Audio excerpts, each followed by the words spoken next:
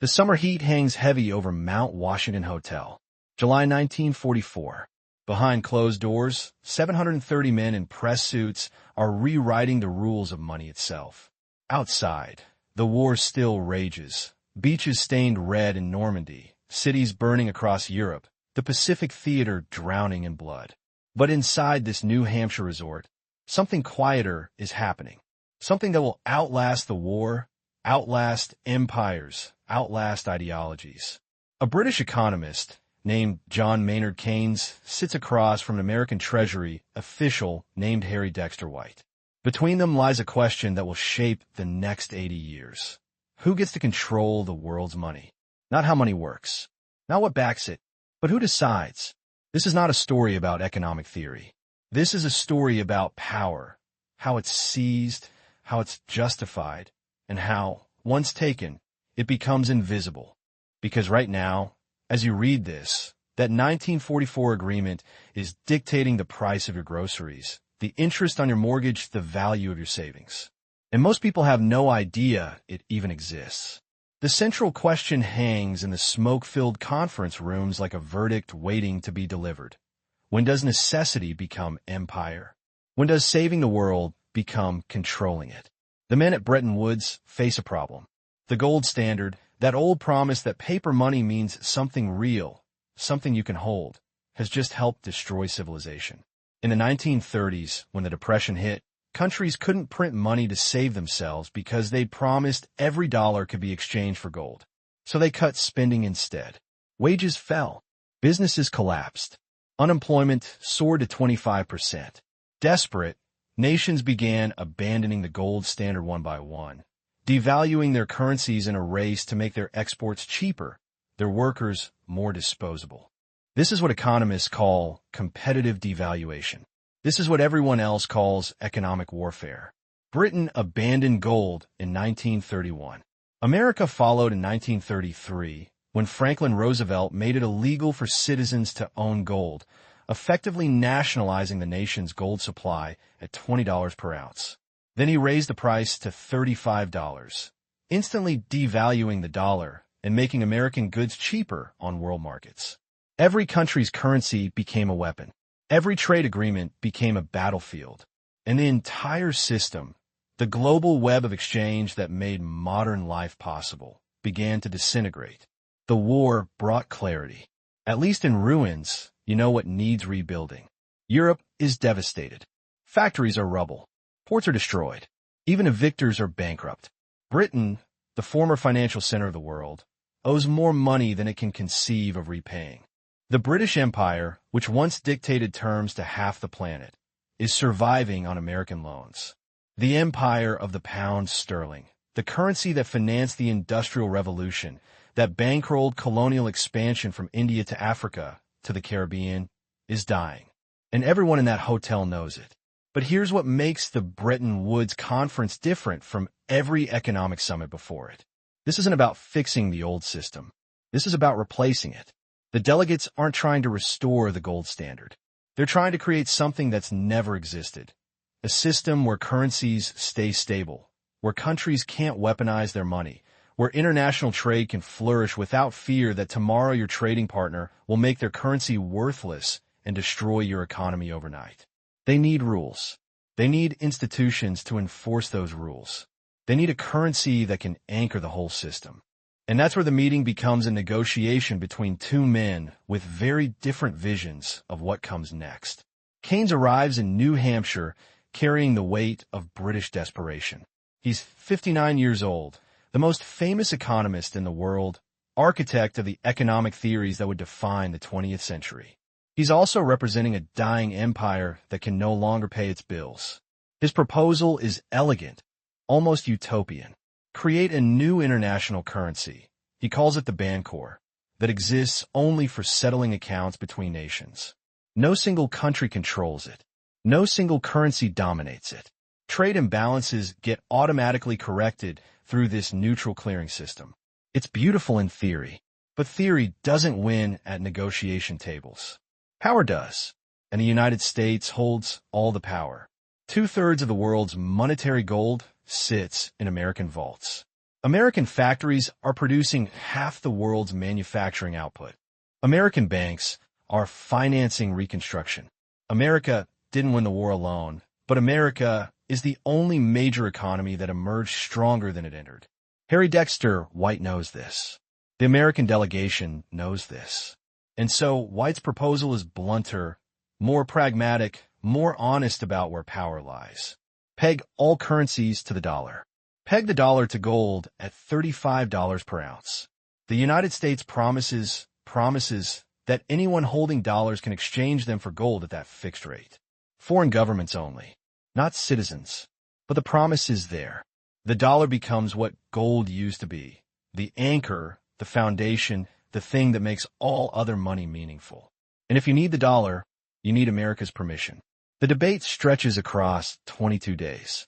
Committee meetings, closed-door sessions, diplomatic language masking brutal realities. Keynes gives eloquent speeches about international cooperation, about learning from the mistakes of the past, about building a system that serves all nations equally. But words don't change mathematics. Britain needs American loans to survive. Europe needs American money to rebuild. The Soviets, suspicious of everything, send delegates but will ultimately refuse to join, seeing correctly that this is an American system designed to perpetuate American power. And then something happens. An accident. Or maybe not an accident. Maybe just the inevitable moment when the polite fiction collapses and everyone admits what's really being decided. Ardeshir Shroff, a delegate from India, asks a simple question during a committee session. What exactly does the phrase gold and gold convertible exchange mean? It's bureaucratic language, the kind that fills international agreements. But Shroff wants specificity. India is part of the British Empire's economic sphere, where currencies are pegged to the pound sterling. If this new system replaces that, India needs to know exactly what's being exchanged for what. A British economist named Dennis Robertson stands to answer. Robertson is respected, careful with words. He proposes that the phrase should be defined as official holdings of gold and United States dollars. Not gold and any major currency. Not gold and whatever each country prefers. Gold and dollars. The room falls silent. Because Robertson has just made explicit what everyone knew but nobody wanted to say. This system places the dollar at the center of the global economy. The dollar becomes the only currency directly convertible to gold. Every other currency becomes convertible to dollars. And suddenly, the dollar isn't just America's currency. It's the world's currency. Robertson checks his language the next day to make certain it stays in the document. The phrase remains. The agreement is signed on July 22, 1944. Out of Bretton Woods come two institutions that will reshape global finance. The International Monetary Fund, designed to monitor exchange rates and provide emergency loans to countries facing currency crises. And the International Bank for Reconstruction and Development, later called the World Bank, created to finance the rebuilding of war-torn Europe and the development of poorer nations.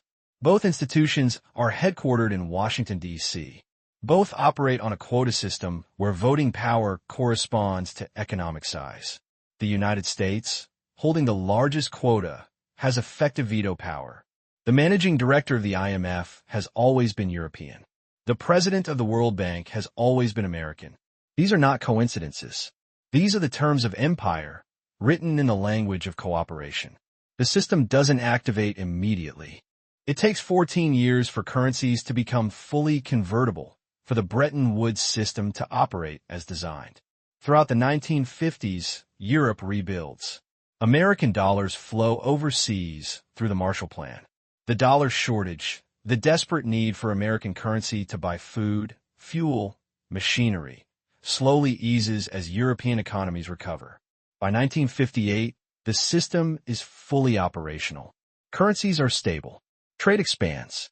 For the first time in modern history, countries can exchange goods and services without fear that currency fluctuations will destroy the transaction overnight. It works.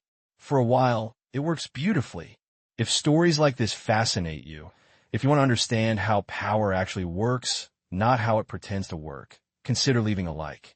It helps these hidden chapters of history reach people who need to hear them. But there's a problem built into the system from the beginning.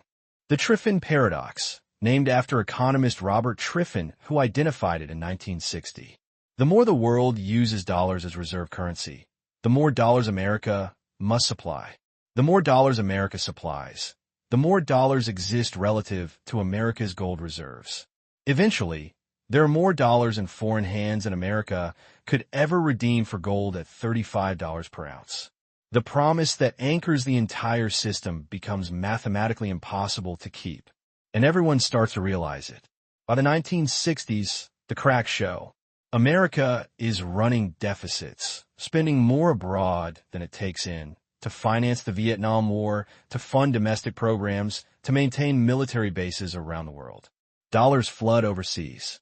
Foreign governments, especially France under Charles de Gaulle, begin demanding gold for their dollars.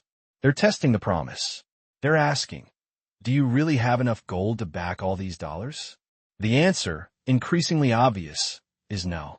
American gold reserves drain from Fort Knox at an alarming rate. In 1968, central banks stopped buying and selling gold on the open market. Only foreign central banks can now request gold from the U.S. Treasury. It's a containment measure, a way to slow the bleeding. But it changes the Bretton Woods system fundamentally. It's no longer backed by gold.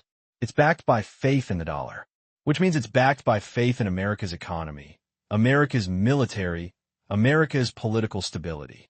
By 1971, foreign dollar holdings exceed U.S. gold reserves by a factor of 3 to 1. The math is undeniable. The promise is unkeepable.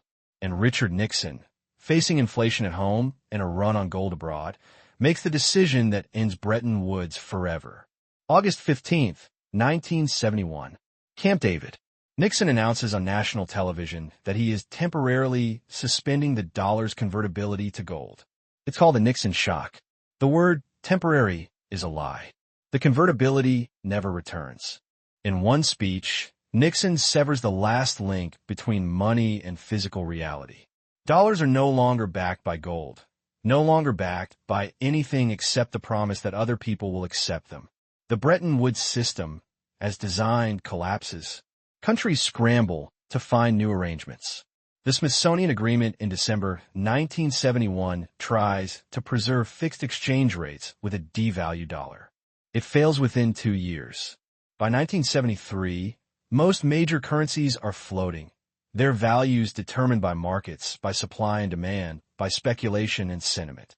The world enters a new era, an era where money is truly, entirely a social construct, where currency is worth what people believe it's worth, nothing more. And yet, the architecture remains. The IMF and World Bank still exist. They're more powerful now than ever, with 189 member countries each. They still lend money with conditions attached, structural adjustment programs that require countries to cut spending, privatize industries, open markets to foreign investment. Critics call it economic imperialism. Supporters call it necessary reform. The dollar, despite losing its gold backing, becomes even more dominant.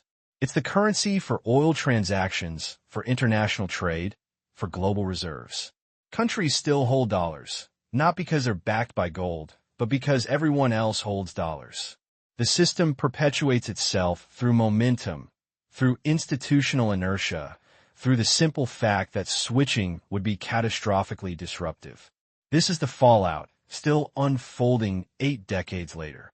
When Greece faced economic collapse in the 2010s, it turned to the IMF for bailout packages that came with brutal conditions. Pension cuts, salary reductions, austerity measures that sent unemployment above 25%. When the 2008 financial crisis hit, it became a global crisis instantly because the world's financial system is integrated through dollar-denominated debt. When Lehman Brothers fell, the shock radiated across every economy tied to American finance, which is every economy. When Pakistan needed loans in 2015, it tried China and Gulf states first before ultimately going to the IMF. Because the IMF's loans come with conditions that constrain sovereignty, that limit what governments can do for their own people. And increasingly, countries are asking, Why should institutions designed in 1944 by Western powers still dictate economic policy in the 21st century? China has created alternative lending institutions, the Asian Infrastructure Investment Bank, the New Development Bank with other BRICS nations. These offer development financing without the conditions the World Bank demands, without the structural adjustments, without the implicit assumption that Western economic models are the only valid path to development. The Chinese Belt and Road Initiative has funded more infrastructure in developing countries over the past decade than the World Bank. This isn't charity. This is China building its own Bretton Woods system, its own architecture of economic influence. And watching the carefully constructed order of 1944 begin to fracture, Western policymakers are finally asking, what happens when the agreement that defined the post-war world becomes obsolete? What happens when the dollar's dominance is challenged not by gold, but by other currencies, by digital alternatives, by countries that simply refuse to play by rules they never agreed to? What happens when empire, dressed in a language of cooperation, is finally called by its name? Because here's what Bretton Woods really created: a system where economic crisis in one country becomes everyone's crisis, where the decisions made by the Federal Reserve affect interest rates in developing nations thousands of miles away, where a mortgage holder in Michigan is connected to a farmer in Bangladesh through chains of debt denominated in dollars that neither fully understands. The system made global trade possible on an unprecedented scale. It lifted millions out of poverty. It created stability where chaos had reigned. These are real achievements, not illusions. But it also concentrated power. It made economic policy in every country subject to the approval of institutions dominated by the wealthiest nations. It turned currency into a weapon more potent than any the delegates at Bretton Woods could have imagined. When America imposes sanctions, it doesn't just block trade with America. It blocks access to the dollar system. And because the world runs on dollars, those sanctions can destroy entire economies. That power was granted in 1944, in a moment of crisis, by men who believed they were preventing future wars. Maybe they were. Or maybe they were just ensuring that future conflicts would be fought with different weapons. The question that opened this story still hangs unanswered in the air. When does necessity become empire? When does saving the world become controlling it? The men at Bretton Woods would say they had no choice. Europe was in ruins. The old system had failed catastrophically. Someone needed to create order from chaos, and America had the resources to do it. They would say the dollar system brought stability, prosperity, unprecedented economic growth. They would point to the billions lifted from poverty, to the expansion of trade, to the fact that we've avoided another Great Depression. And they'd be right. But they'd also be incomplete, because the same system that brought stability also brought dependence. The same institutions that prevented another depression also gave one country extraordinary power over every other country's economic future. The same agreements that made your smartphone possible, that filled grocery stores with product from around the world, that connected humanity through trade. Those same agreements made it so that when Wall Street bankers make reckless bets, families in Athens and Lisbon and Buenos Aires pay the price. This is the legacy of Bretton Woods. Not the system as designed, which collapsed in 1971, but the architecture it created, the power structures it legitimized, the fundamental assumption it embedded. That economic order requires hierarchy, that someone needs to be in charge, that global stability demands a hegemon. Maybe that's true. Maybe complex systems need centers of power to function. Or maybe we've just gotten very comfortable with a story that happens to benefit those already in power. Every dollar you spend, every transaction you make, every time you check a price or pay a bill, you're participating in a system designed 80 years ago by men in suits who believed they were saving the world. And maybe they were. But they were also building an empire of money, of debt, of institutions and agreements that persist long after the crisis that created them has faded into history. An empire that most people don't even know exists. What would you have done if you were in their place? If you held the power to redesign global finance, knowing that your choice would echo through generations? Would you have created something different? Something more equal? Or would you have made the same calculation? That order, even unjust order, is better than chaos? Tell me in the comments. Because these questions aren't historical. They're happening right now. As the system created at Bretton Woods faces challenges it was never designed to handle. Climate change, digital currencies, rising powers that reject Western dominance, a pandemic that proved how fragile global supply chains really are. The next Bretton Woods is coming. Maybe it's already happening, in quiet rooms where new agreements are being drafted, new institutions planned. And when it arrives, the question will be the same. Who gets to write the rules? If you want to understand how these tectonic shifts shape everything else, how power moves in ways that never make the evening news, subscribe. Because the next story might just change how you see history itself.